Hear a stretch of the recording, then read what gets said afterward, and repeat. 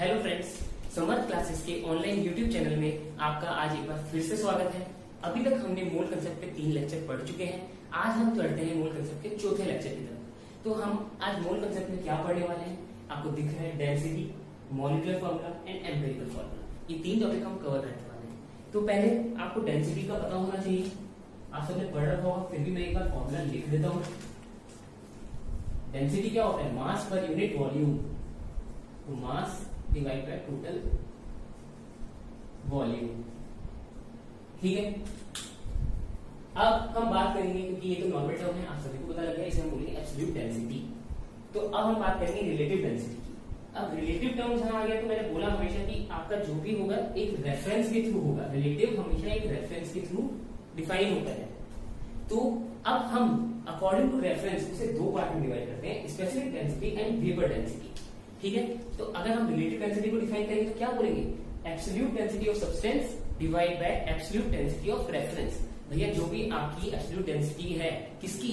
Substance की हो रहेगी न्यूमरेटर में, उसको काइट का रेफरेंस ले रहे हैं, उसको लिख देंगे, उसकी डेंसिटी को लिख देंगे डिनोमिनेटर में। तो ये हो गया हमारा रिलेटिव। अब जब हम स्पेसिफिक डेंसिटी की बात कर रहे हैं किसी पर्टिकुलर, इसमें रेफरेंस किसका होगा? H2O का, वाटर का।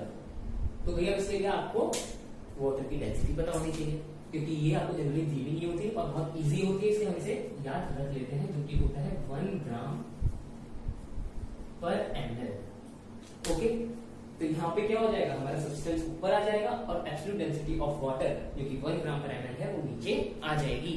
जब भी हम ऐसे लिखेंगे तो ये होगा हमारा स्पेसिफिक डेंसिटी। चलिए अब आगे चलते हैं। नेक्स्ट है वेपर डेंसिटी। वेपर डेंसिटी में हम इसका रेफरेंस लेते हैं, वो होता है हमारा हाइड्रोजन गैस H2। यहाँ पे हम H2 का लेते हैं, तो न्यूमरेटर में आ गया आपका सब्सटेंस, नीचे आ गई एब्सोल्यूट डेंसिटी ऑफ रेफरेंस। तो फिर इसका एक और फॉर्मूला निकल के आता है, आइए देखें हम कैसे निकलता है। भाई हमारी वेपर डेंसिटी को हम VD लिख रहे हैं। VD में हमने लिखा डेंसिटी ऑफ, जो भी हमारा सब्सटेंस है उसे डिनोट करते हैं S से, और जो हमारी डेंसिटी ऑफ H2 है उसे H2 से। अब हम डेंसिटी के फॉर्मूले को देखें तो क्या होता है? Mass by volume. अब हम यहाँ पे लेंगे मोलर मास।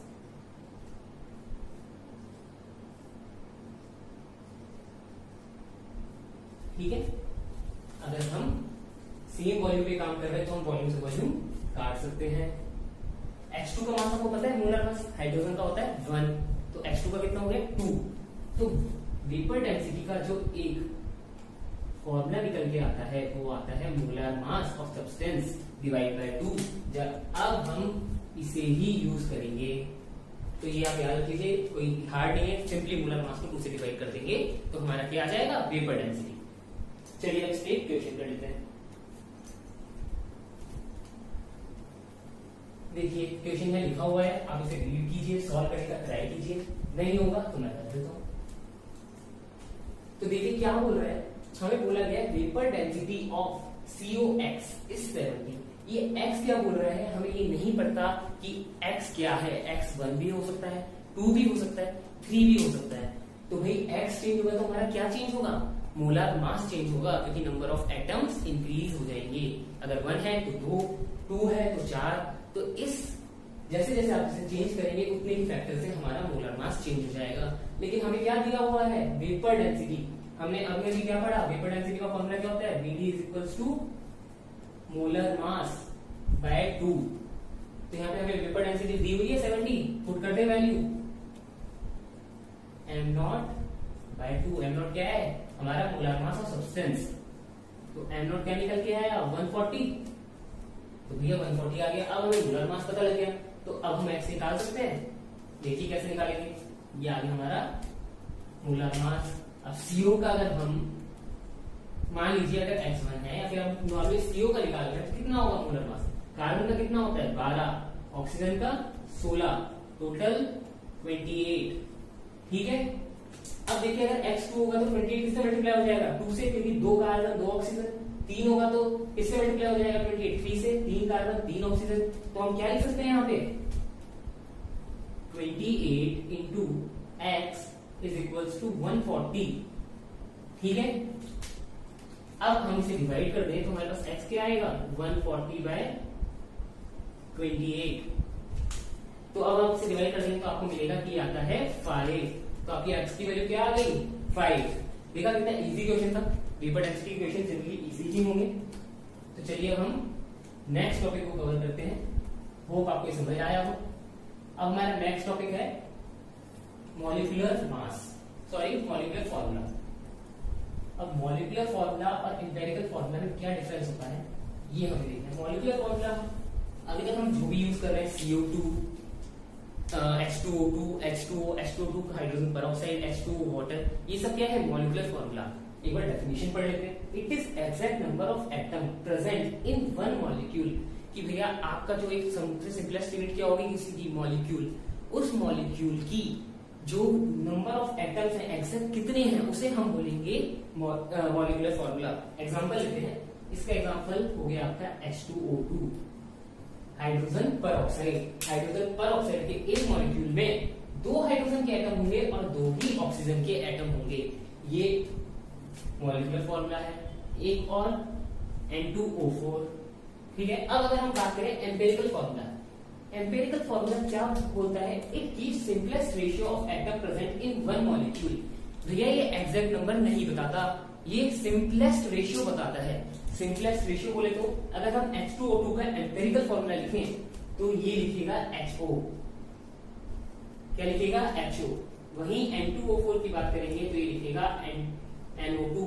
तो भैया एम्पिरिकल फॉर्मूला को देखिए कभी भी नहीं बता सकते कि आपका कंपाउंड क्या है, क्योंकि HO से आप बिल्कुल गैस नहीं कर सकते हाइड्रोजन पेरोक्साइड है। NO2 से आप बोलेंगे नाइट्रोजन डाइऑक्साइड है, नहीं भैया ये तो है ही नहीं, ये तो N2O4 है। तो एम्पिरिकल फॉर्मूला हमारा सिंपलेस्ट रेशियो होता है, जबकि मॉलिक्यूलर फॉर्मूला हमें एग्जैक्ट कंपाउंड बताता है, पूरे नंबर ऑफ एटम्स बताता है एक मॉलिक्यूल में कितने हैं। तो होप आपको समझ आया हो। अब चलते हैं एक इसके एग्जांपल की तरफ जो आपको बिल्कुल क्लियर कर देगा, क्रिस्टल क्लियर हो जाएगा आपका कंसेप्ट कि इन दोनों में क्या डिफरेंस है और एक से दूसरे को कैसे निकाल सकते हैं। तो भैया क्वेश्चन आपकी स्क्रीन पे आ गया है। देखते हैं क्वेश्चन क्या बोल रहा है हमारा कि 9.2 ग्राम है हमारे पास। 9.2 gram of the compound contains 48 gram of carbon. तो 9.2 ग्राम क्या है हमारा टोटल वेट। टोटल वेट कितना है 9.2 ग्राम। अब इसमें क्या बोल रहा है ये बोल रहा है 48 ग्राम क्या है आपका C कार्बन। तो कार्बन का वेट लिख लेते हैं।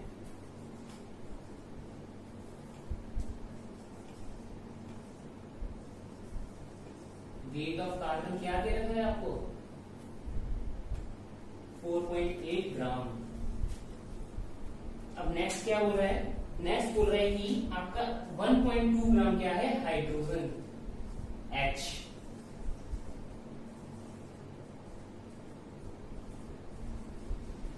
और क्या दिया है इसमें, ये दे रहा है रेस्ट इज ऑक्सीजन। अब भैया जो भी बचा वो क्या है ऑक्सीजन। तो आपको क्या पता लग गया कि इसमें 3 एटम्स हैं, हाइड्रोजन, कार्बन एंड ऑक्सीजन। ठीक है। तो रेस्ट जो भी आएगा वो हमारा ऑक्सीजन है, वो हमें दिया नहीं है, वो हम इजीली निकाल सकते हैं। कैसे, इसमें से सब्ट्रैक्ट करके इन दोनों को। अब एक बार क्वेश्चन देख लेते हैं आगे क्या बोल रहा है ये। Given that vapour density of compound is 46। तो भैया आपको क्या दे दिया कि वेपर डेंसिटी 46 है। अब आपको क्या निकालना है, दोनों के एम्पिरिकल फॉर्मूला भी और मॉलिक्यूलर फॉर्मूला भी। तो हम VD लिख लेंगे। VD क्या लिखा है हमने, क्या था 46। ठीक है। चलिए अब हम सॉल्व करते हैं। सबसे पहले हमें पता है इसमें 3 एटम है। अब हमें किसका नहीं पता, ऑक्सीजन का। तो चलो ऑक्सीजन का वेट निकाल लेते हैं। वेट ऑफ ऑक्सीजन क्या होगा, अगर आपको 3 चीज का सम दे रखा है और 2 चीज पता है तो तीसरी कैसे निकालोगे, सम में से दोनों को माइनस करके। सिमिलरली टोटल वेट क्या है 9.2, इसमें से कार्बन कितना है 4.8 और हमारा हाइड्रोजन कितना है 1.2। ये कितना हो गया 9.2 माइनस 6 कितना आया है आपका 3.2। ठीक है। अब 3.2 आ गया आपका। अब 3.2 के बाद अब हम देखेंगे कि हमें मोल्स निकालने पड़ेंगे, क्योंकि कभी भी हम वेट से आप मॉलिक्यूलर फॉर्मूला या एम्पिरिकल फॉर्मूला नहीं निकाल सकते। तो भैया पहले सबके मोल्स निकालते हैं। तो अब हमारे सबसे पहले कार्बन के मोल्स निकालते हैं। N of सी कार्बन का मॉलिक्यूलर वेट पता है सबको 12, 4.8 डिवाइड बाय 12 कितना आया 0.4। हाइड्रोजन का निकाल लेते हैं, एन ऑफ हाइड्रोजन, एन बोले तो नंबर ऑफ मोल्स कितना है 1.2 डिवाइड बाय हाइड्रोजन में कितना होता है 1, कितने मोल्स आ गए इसके 1.2। नेक्स्ट क्या है हमारा ऑक्सीजन, तो एन ऑफ एच ऑक्सीजन कितना आ गया, कितना है 3.2, ऑक्सीजन का कितना होता है 16, कितना है हमारे पास 0.2। तो भैया हम पहले क्या निकालते हैं मॉलिक्यूलर फॉर्मूला निकालते हैं, फिर हम आपको सिखाएंगे कि एम्पिरिकल फॉर्मूला कैसे निकालते हैं। तो भाई अब मॉलिक्यूलर फॉर्मूला निकालना है, तो हम चाहें तो यहाँ से लिख देते हैं। क्या हो गया हमारा, यहाँ देखिए कार्बन हो गया, हाइड्रोजन है हमारा कितना 1.2, कार्बन है हमारा 0.4 और ऑक्सीजन है हमारा 0.2। तो भैया ये पॉइंट में तो हमने आज तक कभी देखा नहीं कि आप 0.4 एटम लिया हो आप कार्बन का, ऐसा देखा है कभी नहीं। तो भैया अब हमें निकालना है, पहले हम निकालेंगे एम्पिरिकल फॉर्मूला। तो मैं एक बार आपको बता देता हूँ, इसके 3 स्टेप्स होते हैं, हम एक पहले ही कवर कर चुके हैं, अब हम आगे देखते हैं। देखिए पहला स्टेप है जो इसका एम्पिरिकल फॉर्मूला निकालने का पहला स्टेप होता है कि आपको गिवन होगा, क्या गिवन होगा, क्या गिवन था वेट गिवन है हर का, तो वेट से आप निकालेंगे calculate moles end of each atom.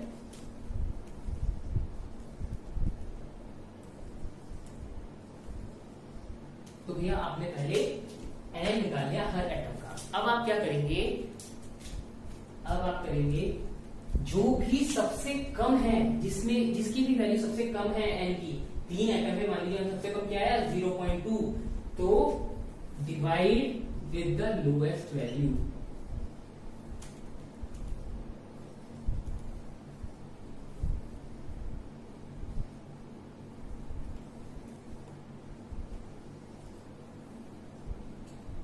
तो जो भी आपकी lowest value of N, N की जो भी लोएस्ट वैल्यू आई है आप उससे डिवाइड कर देंगे। अब जैसे यहाँ पे क्या करेंगे, सबसे लोएस्ट क्या है 0.2, तो अगर हम 0.2 से डिवाइड करें तो 0.4 को डिवाइड करेंगे तो क्या आएगा, 0.2 को 0.2 से डिवाइड किया आया 1, तो ऑक्सीजन का एक एटम। 0.4 को 0.2 से डिवाइड किया क्या आएगा 2, कार्बन के 2 एटम। 0.12 को 0.2 से डिवाइड करेंगे क्या आएगा 6, हाइड्रोजन के 6 एटम। ठीक है, और थर्ड स्टेप क्या बोलती है हमारी, थर्ड स्टेप बोलती है कि जो हमारा रेशियो है उसको सिंपलेस्ट फॉर्म में कन्वर्ट करना। मान लीजिए यहाँ पे अगर 2.5 आ जाता, ये अगर आपका कुछ ऐसा बनता 6 और कार्बन आपका बनता 2.5 और ऑक्सीजन 1, तो हम क्या करते, इसको इंटीजर में कन्वर्ट करते। कभी भी हमारे एटम एक मॉलिक्यूल में कभी भी फ्रैक्शन में नहीं हो सकते, तो हम इसे क्या करते हैं multiply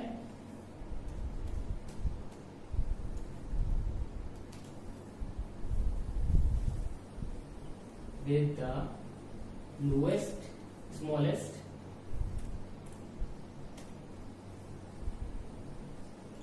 integer to make n of each atom and with the mole of each atom an integer।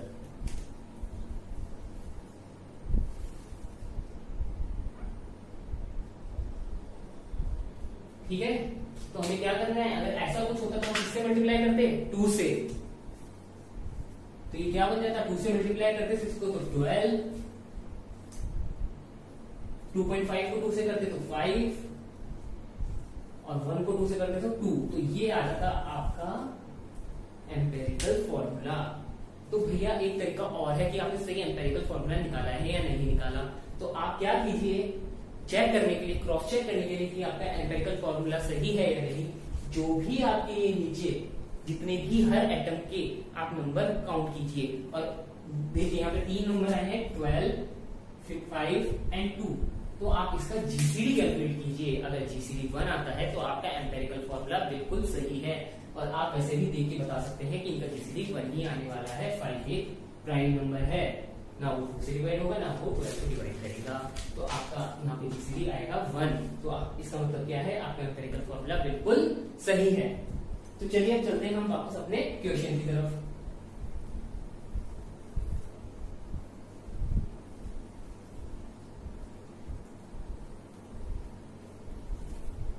तो भाई हमने यहाँ पे निकाल लिया था। सबसे पहले हमने क्या किया, वेट से क्या निकाले, नंबर ऑफ मोल्स निकाल लिए। नंबर ऑफ मोल्स निकालने के बाद हमने क्या किया, यहाँ पे उसको लिख दिया, नॉर्मली रिप्रेजेंट कर दिया कि इतने, अगर इतना ग्राम है तो उसमें ऐसा ऐसा कंपोजिशन होगा। तो अब इसको हम देखें तो हम क्या करेंगे, क्या बोला था सेकंड स्टेप में, लोएस्ट से डिवाइड करेंगे। ये हमने करके देख लिया, 6, 2 and 1 ये आ गया। तो ये आपका क्या बन गया, एम्पिरिकल फॉर्मूला EF। हमें क्या निकालना था, मॉलिक्यूलर फॉर्मूला MF। तो भैया अब मॉलिक्यूलर फॉर्मूला कैसे निकालेंगे, क्या दिया है आपको, वेपर डेंसिटी 46। तो 46 दिया है हमने। वेपर डेंसिटी का क्या फॉर्मूला पढ़ा था, याद है, मॉलिक्यूलर मास बाय 2। लिख देता हूं मैं, VD is equals to m0 by 2। तो मॉलिक्यूलर फॉर्मूला, एम्पिरिकल फॉर्मूला अगर हम किसी x से मल्टीप्लाई करें तो हमें क्या मिल जाएगा, मॉलिक्यूलर फॉर्मूला। तो आप इसको ऐसे नॉर्मल चीज है, सिंपलेस्ट, और अगर इसको x से मल्टीप्लाई कर दे तो हमें मॉलिक्यूलर फॉर्मूला मिल जाएगा, where x is N positive integer. ठीक है, तो भैया अब देखते हैं x की वैल्यू निकालनी है हमें। तो अगर x की वैल्यू मिल गई हमें तो मॉलिक्यूलर फॉर्मूला भी मिल जाएगा। तो मॉलिक्यूलर फॉर्मूला निकालते हैं। अब पहले हम इसका वेट निकाल लें ताकि हम उसे इक्वेशन में डाल सकें। तो भैया h का वेट क्या होता है, 1 into 6 प्लस कार्बन का 12, कितने एटम, 2, प्लस ऑक्सीजन का कितना, 16, कितने एटम, 1। करें कैलकुलेट, 6 प्लस 24 प्लस 16 कितना आया, ये 46। ये 46 आ गया। तो अब हमने क्या, इसको 46 हमारा क्या है, इस वाले अंदर वाले मॉलिक्यूल का वेट, अभी हमें x की वैल्यू निकालनी है। तो हम इसमें पुट कर देते हैं, ये वैल्यू जाएगी हमारी। तो हमारा मॉलिक्यूलर वेट क्या होगा, m0 46 into x। Simply confusion हो रहा होगा तो इसको लिख देता हूँ मैं 46x। ओके, तो हमारा 46x है। इस वैल्यू को मैं पुट कर सकता हूँ यहाँ पे। ठीक है, VD की वैल्यू कहाँ है, ये मिल जाएगी m0। अब लिख के देखते हैं, VD क्या है हमारा 46, m0 क्या है हमारा 46x बाय 2। 46 से 46 कट गया, x क्या आ गया 2। ठीक है बच्चों, तो ये x आ गया आपका 2। तो अब आप x की वैल्यू यहाँ पुट कर दीजिए। तो अगर आप H6C2O1 2 करेंगे, इसे अंदर ले जाके मल्टीप्लाई कर देते हैं, तो क्या होगा, ये आपका बनेगा H12C4O2। तो अगर आपसे कोई मॉलिक्यूलर फॉर्मूला पूछेगा तो मॉलिक्यूलर फॉर्मूला है ये, एम्पिरिकल फॉर्मूला क्या है ये। तो देखिए बस कुछ नहीं होता, ये वाला फॉर्मूला यहाँ पे सेटिस्फाई हो रहा है। मॉलिक्यूलर फॉर्मूला हमारा बताता है एग्जैक्ट नंबर ऑफ एटम। ये हमें बता रहा है कि एक मॉलिक्यूल में 12 हाइड्रोजन होंगे, 4 कार्बन होंगे और 2 ऑक्सीजन होंगे। जबकि हमें एम्पिरिकल फॉर्मूला देता है सिंपलेस्ट रेशियो। वो कुछ नहीं बताता हमें कि कितने एक मॉलिक्यूल में कितने एटम्स होंगे। हो सकता है जो इसने यहाँ 6 लिखा है, हो सकता है यहाँ पे 18 भी हो सकते हैं, 24 भी हो सकते हैं, लेकिन आप हमेशा उसे x एक इंटीजर से मल्टीप्लाई ही करेंगे। मतलब आप 6 को 1 से, 2 से, 3 से या 4 से, ऐसे ही so on किसी इंटीजर से मल्टीप्लाई करेंगे तो आपको क्या मिल जाएगा, मॉलिक्यूलर फॉर्मूला। इस केस में हमारा x क्या आया था 2। तो होप आपको ये मॉलिक्यूलर फॉर्मूला और एम्पिरिकल फॉर्मूला समझ आया हो। इसी के इक्वेशन भी मैंने आपको सॉल्व करके बताया, नहीं समझ आया तो एक बार और इस वीडियो को देखिएगा, इजी है, कुछ भी नहीं है। तो चलिए ऐसे ही बने रहिए हमारे साथ। अगर वीडियो अच्छा लगा हो तो लाइक कीजिए, सब्सक्राइब कीजिए। Thank you.